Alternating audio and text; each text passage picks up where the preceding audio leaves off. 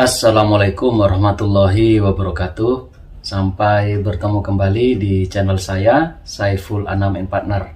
Hari ini saya akan membahas tentang kasus yang sedang viral, yakni adanya oknum TNI yang kemudian menginjak kepala penyandang disabilitas, yang kemudian kasus ini viral di media sosial. Tentu hal ini sangat tidak diinginkan oleh publik dan juga melukai perasaan masyarakat di tengah masyarakat sedang berjuang untuk kemudian keluar dari wabah COVID-19. Untuk itu saya akan membahas bagaimana kemudian terhadap oknum TNI AU tersebut, pasal-pasal apakah yang kemudian dan bagaimana harusnya terkait dengan penegakan hukum bagi mereka yang melakukan dugaan tindak pidana penginjakan terhadap kepala penyandang disabilitas. Marilah kita simak bersama di channel saya melalui media analisis pakar atau ANKAR.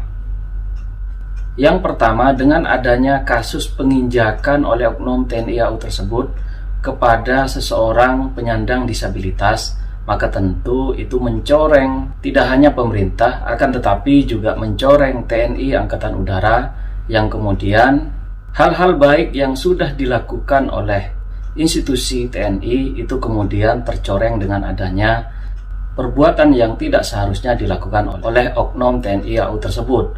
Untuk itu diharapkan terhadap penyelesaian kasus ini itu dapat diselesaikan dengan sebaik-baiknya, sehingga kemudian menjadi pencerahan kepada publik bahwa tidak hanya orang biasa, terhadap oknum aparat sekalipun itu dapat dilakukan tindakan apabila kemudian menyalahi atau melanggar peraturan perundang-undangan. Yang kedua, terhadap oknum TNI AU tersebut, maka tentu harus dilakukan pencopotan, tidak hanya terhadap jabatan TNI AU tersebut, akan tetapi terhadap status kepegawaiannya di TNI AU, sehingga kemudian tentu hal tersebut akan menjadi pelajaran bagi TNI AU lainnya apabila kemudian akan melakukan perbuatan yang sama atau bahkan perbuatan yang lebih dari yang dilakukan oleh oknum TNI AU tersebut. Untuk itu saya kira pencopotan terhadap TNI AU tersebut itu akan menjadi pembelajaran bagi kita semua untuk kemudian tidak melakukan main hakim sendiri, termasuk bagi kalangan pejabat maupun bagi kalangan masyarakat sipil lainnya.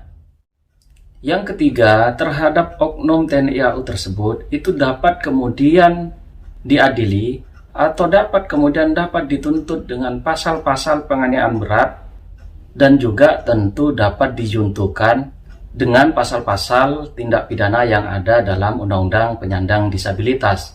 Tentu apabila kemudian hal tersebut dilakukan, maka tentu bukan tidak mungkin kasus yang menimpa terhadap oknum TNI AU tersebut itu menjadi pembelajaran kepada publik, sehingga publik menjadi sadar bahwa terhadap main hakim sendiri, terhadap penganiayaan yang dilakukan oleh oknum pejabat sekalipun, itu kemudian dapat ditindak tegas sesuai dengan peraturan perundang-undangan yang berlaku.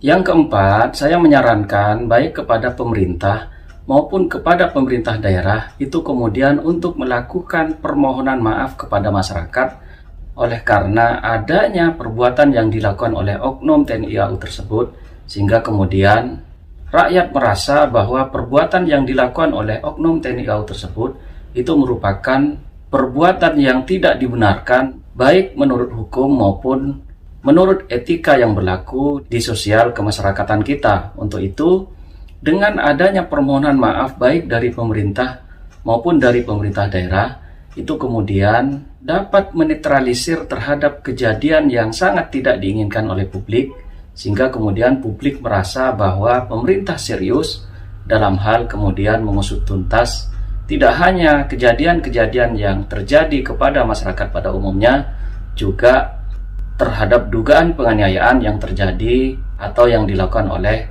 oknum pejabat, tidak terkecuali oleh oknum TNI AU yang bersangkutan. Untuk itu saya kira penting kiranya bagi pemerintah untuk kemudian meminta maaf kepada publik atas kejadian yang tidak seharusnya terjadi yang dilakukan oleh oknum TNI AU tersebut.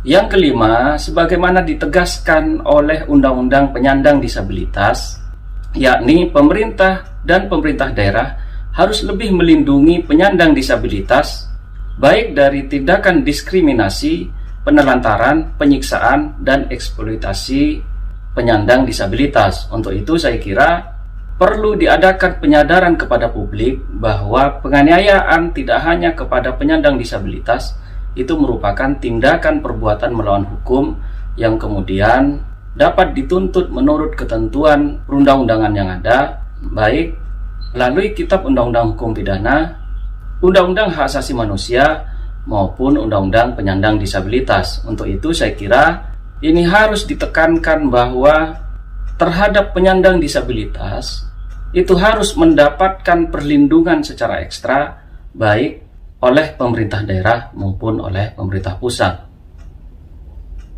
Inilah 5 hal yang dapat saya sampaikan. Semoga apa yang saya sampaikan dapat bermanfaat bagi kita semua. Saya ucapkan terima kasih.